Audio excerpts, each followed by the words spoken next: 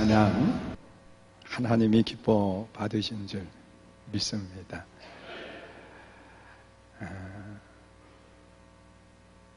우리가 오늘 본문의 말씀을 중심으로 해서요, 지혜자의 신앙생활이다. 여러분, 우리가 잠언에 있는 말씀은 우리가 잘 아는 것처럼 이 솔로몬의 지혜에 대한 이야기를 하고 있습니다. 다윗 왕의 뒤를 이어서 이 솔로몬이 나라를 다스리게 되는데, 이 솔로몬이 왕이 되고 난 뒤에 하나님 앞에 일천 번제를 쌓게 되지요. 그리고 하나님께서 물으셨어요. 솔로몬아, 내가 네게 무엇을 해주면 좋겠느냐? 그때 이 솔로몬이 하나님 앞에 요청한 것이 뭐냐고 하면, 하나님이 내게 백성들을 맡겨주셨는데 이 백성들을 잘 다스릴 수 있도록 지혜를 주세요.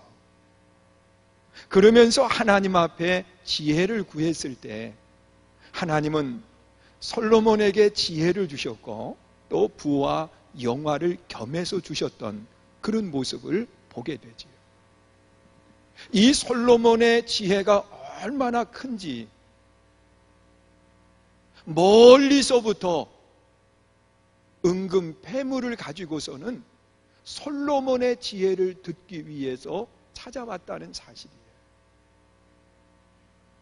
오늘 이 본문의 내용도 잘 보시면은요, 우리가 이 솔로몬을 통해서 하시는 말씀이 인생을 살아가는, 삶을 살아가는 우리들에게 있어서 어떻게 하면 인생을 더 풍요롭고 행복하게 살 수 있을까? 여러분, 지혜로운 사람과 어리석은 사람의 차이를 쉽게 표현한다고 하면, 이 지혜로운 사람은 하나를 가지고도 10개를 가진 사람처럼 사용을 할 줄 알아요.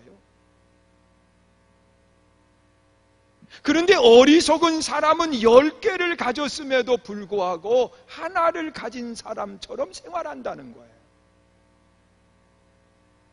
그러니까 이 똑같은 환경, 똑같은 상황, 조건 속에서 이 지혜로운 사람은 인생을 즐기면서 살아가지만 어리석은 사람은 늘 허덕임 속에 생활할 수밖에 없다는 겁니다.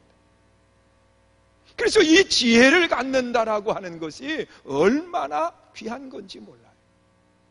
오늘 모두가 하나님이 주시는 지혜가 있기를 주의 이름으로 축원합니다. 여러분, 세상에서 제일 지혜로운 사람들을 꼽으라고 하면 유태인과 그리고 한국 사람이라고 이야기를 해요. 한 번은 이 유태인을 죽이려고, 학살하려고 이 독일 사람이 가장 지혜로운 랍비를, 감옥 안에 있던 그를 불러낸 거예요. 그러면서 하는 이야기가, 내 양쪽 손에 하나는 생명이라고 하는 것이 있고 또 하나는 죽음이라고 하는 것이 있다는 거예요. 이 둘 중에 하나를 선택을 하는데, 생명을 선택을 하면 살아나고 죽음을 선택하면 죽는다는 거예요. 그런데 이 독일, 이 사람이 랍비를 죽이기 위해서 양쪽 손에 똑같이 죽음이라고 하는 글을 써가지고 쥐고 있는 거예요. 어느 쪽을 선택하든 죽는 거예요. 그런데 그 사람이 살았어요. 어떻게 살았느냐? 한쪽에 있는 그 손에 쥔 것을 선택을 하고 그 종이를 잡고서는 먹어버렸어요. 그러니까 상대편의 이 반대편의 손에 있는 것이 뭐가 남은 거예요? 죽음이 남은 거예요. 그러면 이쪽 손에 있어야 될 것은 뭐예요? 생명인 거예요. 그래서 그가 살았다는 거예요. 여러분, 우리가 생각할 때 참 쉽지요.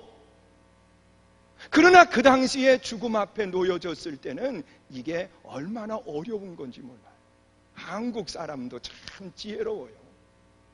한국 사람하고 일본 사람하고 미국 사람하고 어디를 가다가 잡히게 됐다는 거예요. 근데 이제 세 사람이 다 매를 맞게 되는데, 곤장을 맞는데 한 가지씩을 위에 올려놓고 맞아도 된다고 이야기를 하는 거예요. 그러니까 미국 사람이 얼마나 똑똑해요. 그러니까 그 사람이 하는 이야기가, 나는 방석을 올려놓고 맞겠다고. 그래서 방석을 올려놓고 맞았다는 거예요. 방석 올려놓는다고 안 아프겠어요? 울림이 가는데 말이에요. 그 일본 사람이 얼마나 얄쌍 맞아요. 그 사람은 옆에 이렇게 보더니 큰 통나무 하나가 있으니까 통나무 올려놓고 맞겠다고. 그래서 맞았다는 거예요. 통나무 올려놨다고 때리면 울림 때문에 안 아프겠어요? 도로 아프지요. 근데 한국 사람은 하나도 안 아프게 맞더라. 옆에 있는 일본 사람을 쳐다보더니 이 사람 올려놓고 때려달라고. 그래서 하나도 안 아프게 맞더라는 거예요. 일본 사람만 그냥 아프게 맞. 여러분, 지혜라고 하는 게 뭘까? 지혜는요, 똑같은 것을 가지고도 풍성하게 만드는 것이 지혜요, 어리석음이라고 하는 것은 똑같은 것을 가지고도 시시하게 만드는 것이 어리석은 자의 모습이에요. 여러분, 오늘 이 본문은 인생을 풍요롭게 살 수 있는 몇 가지의 지혜에 대해서 이야기를 하고 있습니다. 너희가 이렇게 살면 삶을 풍성하게 누리면서 살 수 있다는 거예요. 그러면서 가장 먼저 하는 이야기가 본문 23절에 기록되어 있는 말씀이에요. 우리 한번 23절 말씀 읽어보시지요. 읽습니다. 시작. 여호와를 경외하는 것은 사람으로 생명에 이르게 하는 것이라. 경외하는 자는 족하게 지내고 재앙을 당하지 아니하느니라. 하나님을 경외하는 사람은, 그래서요, 하나님을 경외한다고 하는 것은 하나님을 높이고 하나님 앞에 엎드려 부복하는 것을 이야기합니다. 여러분, 하나님을 경외하면 생명에 이르게 된다. 영원한 생명을 얻게 된다. 또한 하나님을 경외하면 족하게 된다. 삶이 만족해요. 또한 하나님을 경외하는 사람은 재앙을 만나지 않는다. 그렇게 이야기를 하고 있어요. 여러분, 성경에 나타나 있는 말씀을 보면 이 솔로몬은 지혜에 대해서 이야기하기를, 지혜로운 사람은 누구냐? 하나님이 계심을 믿는 사람이 지혜로운 사람이요, 어리석은 사람은 누구냐? 하나님이 없다고 이야기하는 사람이 어리석은 사람이다. 여러분, 하나님이 계세요? 아니면 없나요? 믿으세요? 여러분들은 다 지혜로운 사람인 거요. 하나님이 계심을 믿고 인정하는 사람이 지혜로운 사람. 그런데 하나님이 없다고 말하는 사람은 없기를 바라는 것이지 하나님이 없지 않다는 사실. 여러분, 이 세상 만물을 만드신 분이 누구냐? 하나님이신 거예요. 그런데 이 하나님을 인정하고 하나님을 경외한다고 하는 것이 뭘까? 여러분, 우리가 하나님을 경외합니다. 하나님이여 영광 받으소서, 그런다고 해서 하나님을 경외하는 것일까? 여러분, 성경에 나타나 있는 말씀을 보면 하나님을 경외한다라고 하는 것은요, 하나님이 나를 통해서 하시는 모든 일, 그 일을 감사함으로 받아들이는 드릴 수 있는 사람이 하나님을 경외하는 사람이라는 거예요. 여러분, 모든 일 하나님이 하시는 거다. 하나님이 하시는 거다. 여러분, 내 마음에 드는 것만 하나님이 하시는 게 아니라는 거예요. 때로는 내 마음에 들지 않아요. 그럼에도 불구하고 이 일 또한 하나님이 하시는 일이다. 그러면서 모든 일을 하나님이 하시는 일로 받아들이고 뭐하는 사람? 감사하는 사람. 그 사람이 하나님을 경외하는 사람. 여러분, 성경에 보세요. 이스라엘 백성들이 애굽이라고 하는 땅에서 400년을 종살이하다가 하나님이 모세라고 하는 사람을 세워서 그 백성들을 인도해냅니다. 그리고 하나님의 약속의 땅 가나안이라고 하는 축복의 땅으로 인도하시겠다고 약속을 하셨는데, 하고 많은 곳 가운데 하필이면 그 백성들을 홍해로 인도할 게 뭐가 있겠느냐는 거예요.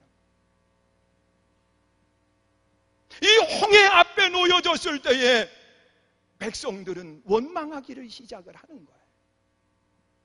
왜 하나님이 여기로 우리를 인도했냐?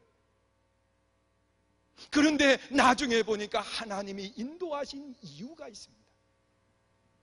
여러분, 뒤에는 애굽 군대가 말을 타고서는 달려오고 있습니다.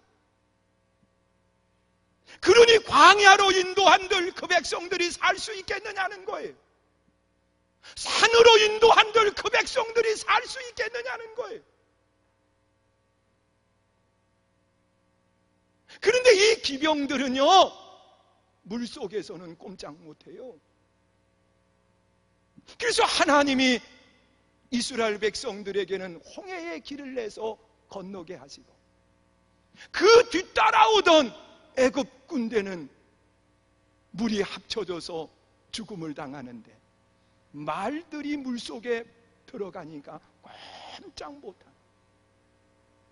여러분, 자동차도요, 물속에 들어가니까 꼼짝 못한다는 거예요. 2주 전에 인천에 비가 얼마나 많이 내렸습니까? 그날 우리 교인들 택시 타고 오시라고 연락을 해가지고 택시비 교회에서 내드릴 테니까 택시 타고 오세요. 그랬더니 100명 줄었어요. 아주 안 오신 거요.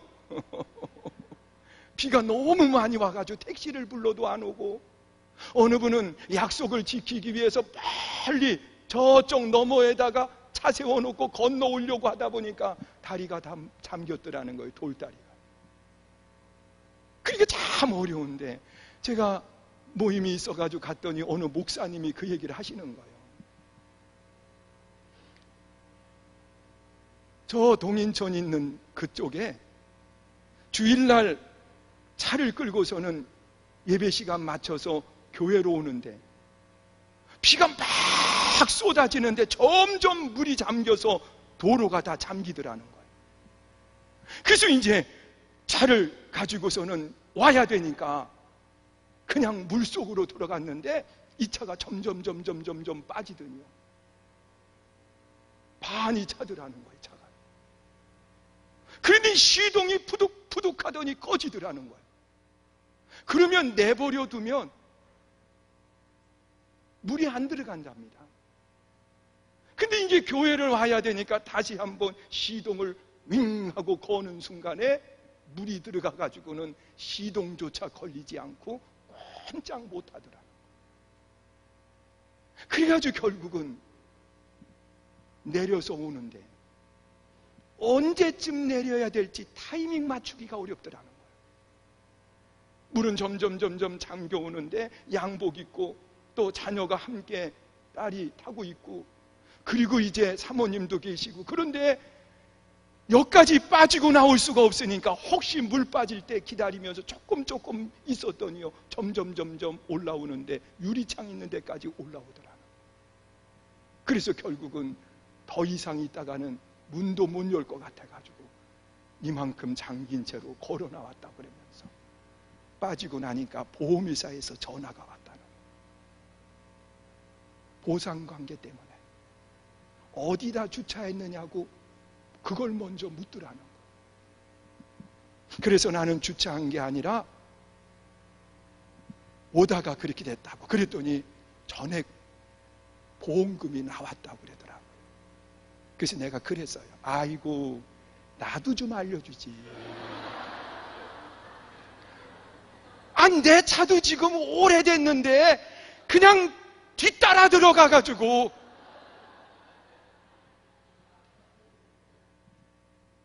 하나님은 타이밍까지 그분에게만 맞추시고 나는 여기 뒤에다가 세워놨는데 비만 흠뻑 맞고 빠지지도 않는 거예요. 여러분, 우리 한번 생각해 보세요. 세상적인 모습 속에 보면 불행한 것처럼 보여지는데요, 어려움 당한 것처럼 보여집니다. 이스라엘 백성들이 홍해를 만난 것이 불행이라고 생각했는데 그것이 그의 삶에 뒤따라오던 무리들을 다 하나님이 처리하셨다는 사실이에요.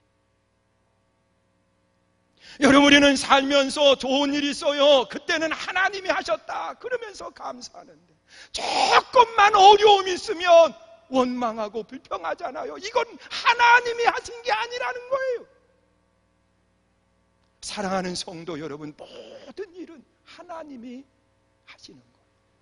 그런데 하나님은 뭐라고 말씀하시느냐? 모든 일을 합력해서 선을 이루신다고 말씀을 하십니다. 힘든 일을 통해서도 하나님의 선을 이루세요. 그래서 우리는 모든 일 속에 하나님이 하심을 인정하고 감사할 줄 아는 신앙이 하나님을 경외하는 신앙이라. 믿으세요? 그리고 또한 하나님을 경외한다고 하는 것이 뭘까? 하나님을 경외한다고 하는 것이, 하나님을 경외하는 신앙은 하나님과 끊임없이 의논하는 신앙입니다. 의논하는 신앙. 여러분, 하나님을 믿는다라고 말하고 하나님을 높인다라고 이야기하면서 뭔 일을 하면 하나님과 전혀 의논 한 번 안 해요. 하나님과 의논한다고 하는 것은 기도의 신앙을 말하고 있습니다. 하나님 어떻게 했으면 좋겠습니까? 하나님 감사합니다. 좋은 일 만나게 해서. 하나님 해결해 주세요. 힘든고 고난당하는 일들을 말이에요. 그러면서 무더운 여름이지만 기도를 쉬지 않는 아름다운 일꾼들이 되시기를 주의 이름으로 축원합니다. 오늘 아주 은혜스러운 찬양을 하신 우리 할렐루야 찬양대도요, 말없이 신앙생활하지 마요. 하나님과 끊임없이 대화를 하는 것, 기도의 신앙 말이에요. 할렐루야. 이분들이 그대로 내일 새벽에 나올 줄 믿습니다. 여러분, 기도해야지요. 기도해야지요. 그것이 하나님을 경외하는 신앙의 아름다운 모습인 거예요. 여러분, 또한 하나님을 경외한다고 하는 것이 뭔가? 하나님을 경외한다고 하는 것이 하나님의 말씀을 두려워함으로 지킬 줄 아는 사람, 그 사람이 하나님을 경외하는 거예요. 왜 하나님의 말씀을 두려운 마음을 가지고 지켜야 되는가? 하나님의 말씀은요, 살아 운동력이 있다고 말하고 있어요. 여러분, 사도 바울이 사랑하는 영적 자녀 디모데에게 편지를 쓰면서 그런 이야기를 했어요. 하나님의 말씀은 살았고 운동력이 있어. 우리 골수를 찔러 쪼개기까지 한다고 말씀합니다. 여러분, 하나님의 말씀이 죽었다고 하면 걱정할 것 없습니다. 염려할 것 없습니다. 죽은 곳에서는 아무리 뭔 얘기를 해도 상관이 없어요. 그러나 하나님의 말씀은 살아있어요.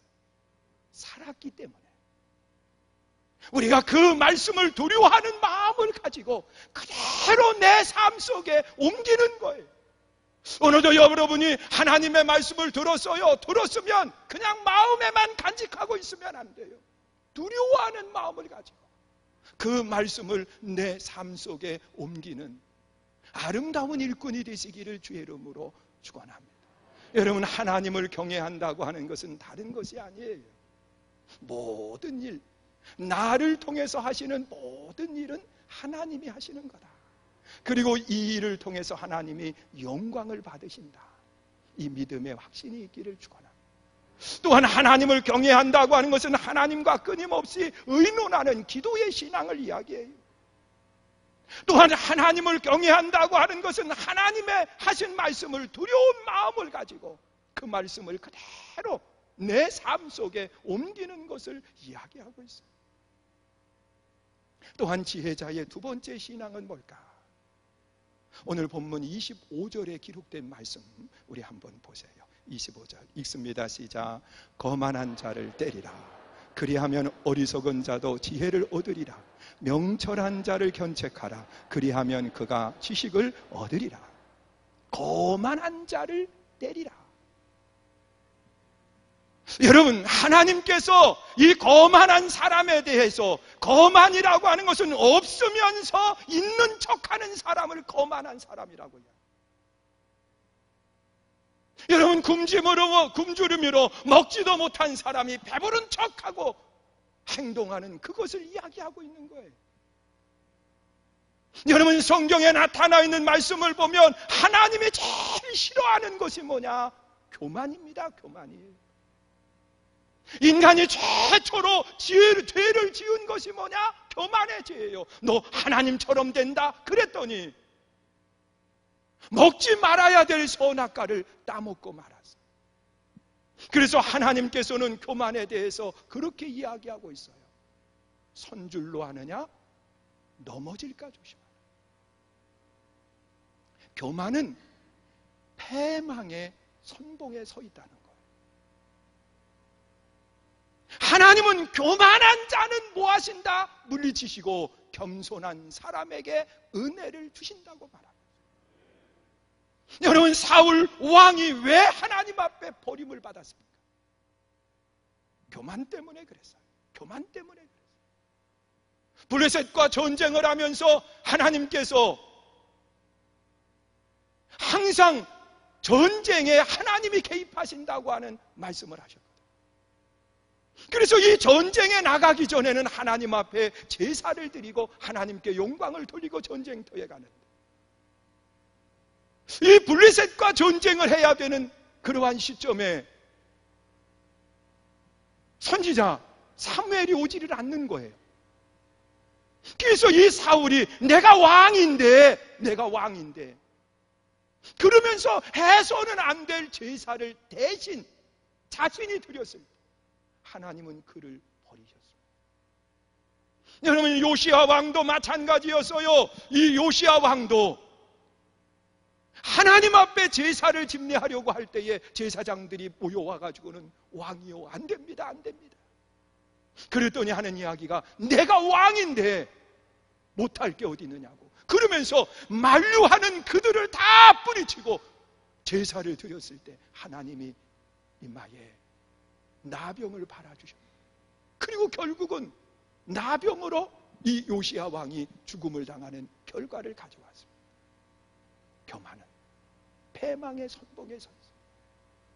우리가 신앙생활 속에 교만하지 않고 뭐 해야 되느냐? 겸손으로 허리를 동이라고 했는데, 겸손은 예수님의 삶을 본받는 것이 겸손입니다. 믿으십니까? 따라서 하세요. 겸손은 예수님의 삶을 본받는 것이다. 여러분, 빌립보서 2장 6절 7절에 보면 예수님은 하늘 보좌를 버려두고 인간의 몸을 입고 이 땅에 오셨다고 말하고 있습니다. 인카네이션. 여러분, 인간의 몸을 입고 하나님이 이 땅에 내려오셨다는 거예요. 그러면서 예수님께서 제자들에게 보여주신 것이 있는데, 제자들의 발을 일일이 다 씻겨주시면서 너희도 이와 같이 서로 섬기는 자가 되라고 말하고, 여러분, 발을 씻겨주신다고 하는 것은 그 당시에 유태인들의 모습을 보면은 이 샌들 종류를 신고 다녔거든요. 그리고 밖에는 먼지들이 많은 척박한 땅이에요. 그래서 이 밖에서 행동하다가 집 안으로 들어올 때는 발이 더러워져 있으니까 하인들이 얼른 달려와가지고 주인의 발을 닦아주고, 그리고 주인이 안으로 들어올 수 있게 했던 것이 그 당시에 종이 하는 일이에요. 그런데 예수님은 이 제자들의 발을 씻기셨다고 하는 것은 종의 자세를 가지고 섬기는 것을 이야기하고 있어요. 이런 자세를 서로 섬기라고 말하고 있습니다. 우리가 신앙생활 속에 늘 겸손함을 잃어버리지 않는 믿음의 아름다운 일꾼들이 다 되시기를 주의 이름으로 축원합니다. 오늘도 제가 2부 예배를 마치고 그 봉사팀들을 찾아다니면서 기도를 해드려요. 근데 오늘 이 식당, 오늘 음식을 준비하시는 분들이 계세요. 이제 8월 한 달 동안 그분들이 음식을 만드시고 그리고 제공을 하게 되는데, 가서 보니까 오늘 입원하시는 분들이 인원이 많지 않은데 무더운 여름 아주 힘든 때 하는 거예요. 그래서 그분들을 위해서 기도해드리고 하나님께서 흘린 땀만큼 복이 되게 하실 겁니다. 그래서 사랑하는 성도 여러분, 섬김은 힘들어요. 그러나 하나님께서는 뭐라고 이야기하느냐? 섬기는 자들에게 하시는 말씀이 흔들어 넘치도록 채우시겠다고 약속을 하고 있습니다. 우리가 서로 섬김으로 인해서 하나님의 복을 받는 일꾼이 되시기를 주의 이름으로 축원합니다. 그리고 마지막 세 번째로 본문에 보면 지혜자의 삶이 어떠한가? 26절의 말씀이에요. 우리 한번 읽어보세요. 읽습니다. 시작. 아비를 구박하고 어미를 쫓아내는 자는 부끄러움을 끼치며 능력을 부르는 자식이니라. 여러분, 쉬운 말로 표현하면 내 부모를 공경하라는 겁니다.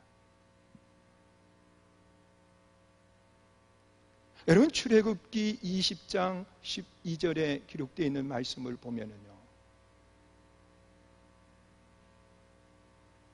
하나님이 부모 공경에 대해서 이야기하는데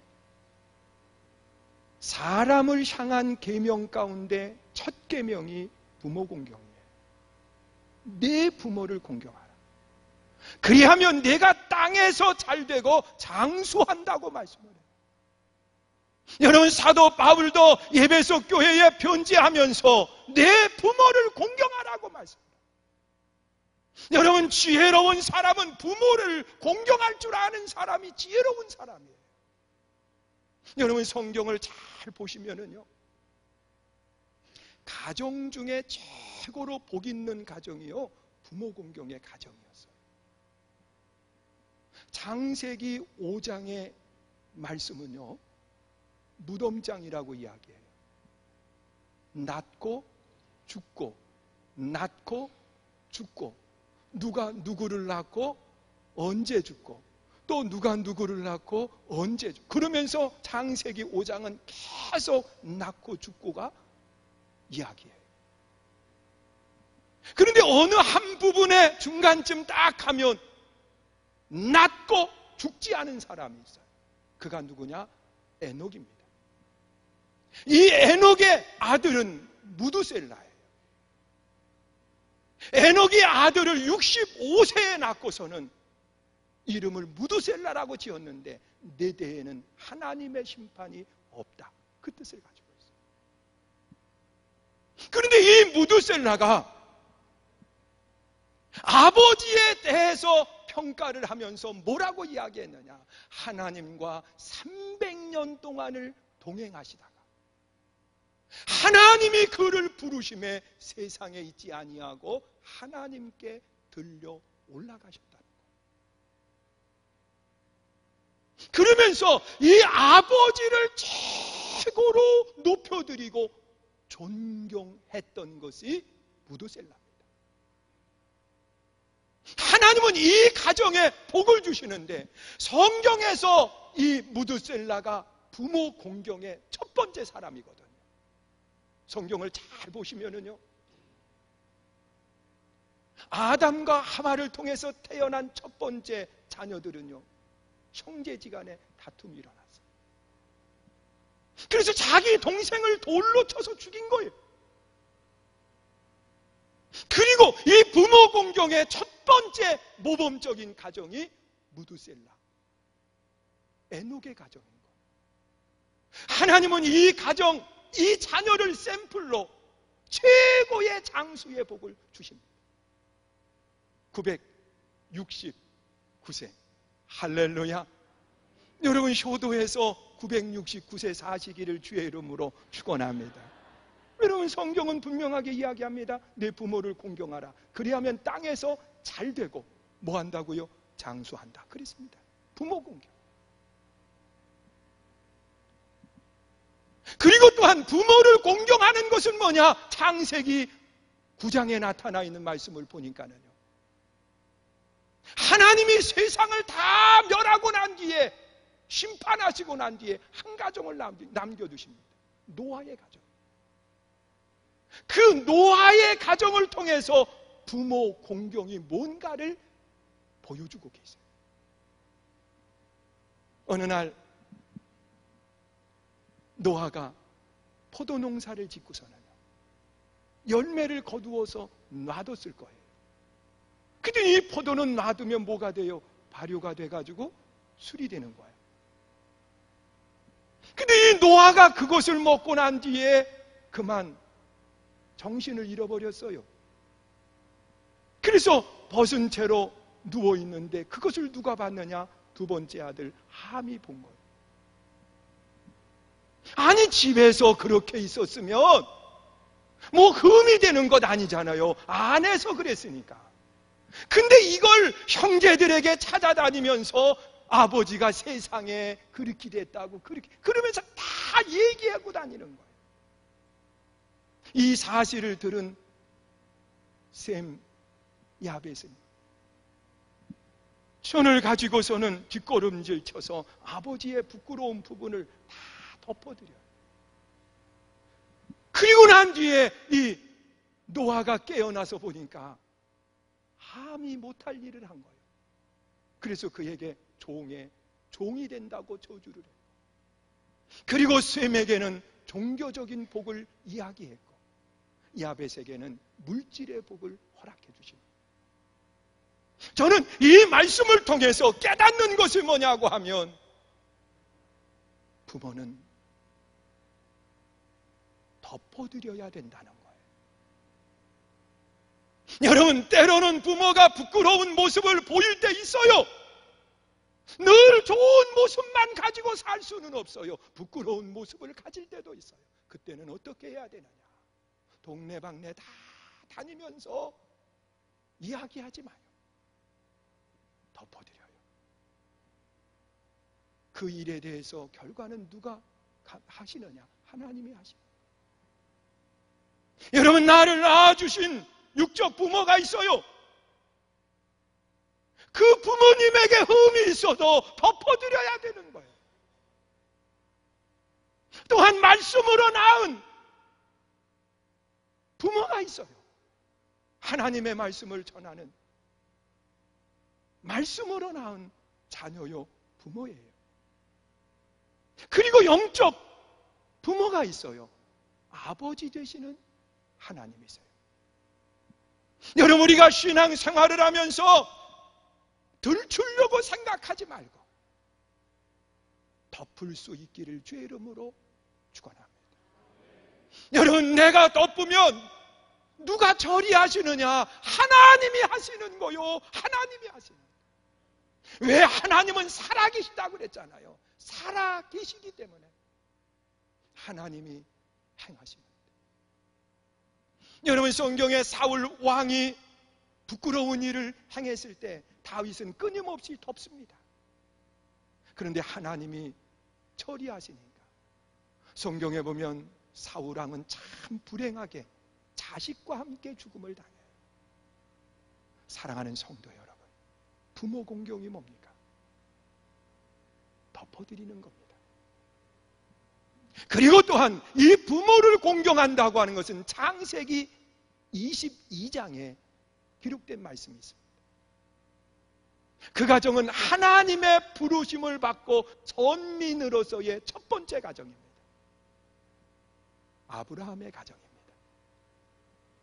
하나님이 아브라함을 부르시고 자녀에 대한 약속을 하십니다. 복의 근원 믿음의 조상이 되게 하신다는 거예요.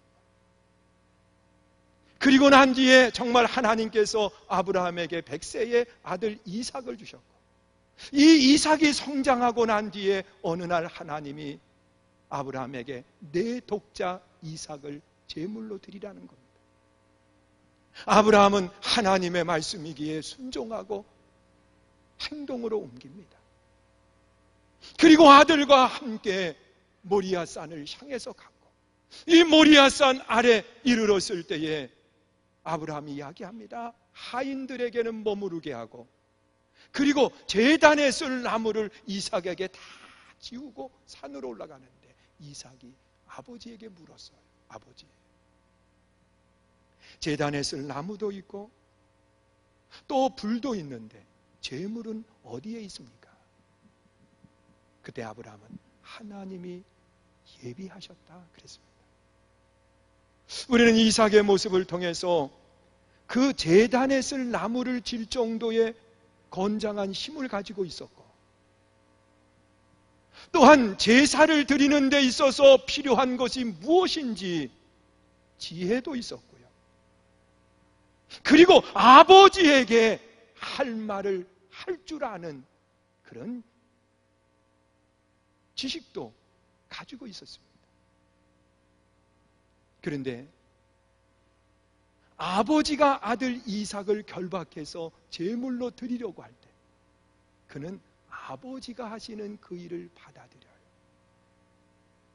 이게 참 어려워요. 여러분, 때로는 부모들이 하는 것이 어리석어 보여요. 그럼에도 그것을 받아들일 줄 아는 것이 효도라는 거예요. 아버지가 잘못됐어요. 그렇게 하면 안 되는 거예요. 말하지 마세요. 받아들여야 돼요. 결과는 하나님이 하십니다. 받아들였더니 하나님이 다급해지셨어요. 아브라함이 칼을 들어 아들 이삭을 제물로 드리려고 할 때에 하나님이 아브라함아, 아브라함아 됐다. 내가 정말 나 사랑하는 거 이제 알았다. 사랑하는 성도 여러분, 효도가 뭡니까? 효도는 아버지를 인정하는 거예요. 높여드리는 거예요. 효도는 뭡니까? 덮어드리는 겁니다. 효도는 아버지가 하는 그 일을 받아들일 줄 아는 거예요. 이 아름다운 믿음이 여러분 모두의 믿음이 될 수 있기를 주의 이름으로 축원합니다. 이 시간 우리 함께 찬양하고 통성으로 기도하기를 원합니다. 하나님, 하나님이 기뻐하는 아름다운 믿음의 일꾼이 되게 해달라고, 지혜자의 신앙을 갖게 해달라고 우리 함께 찬양하고 기도합니다. 나는 들었고 나는 보았네. 찬양하고 기도할 때 또 기도받기 원하시는 분들은 나오시면 함께 기도해 드리도록 하겠습니다. 나는 보았고 나는 들었네. 찬양합니다.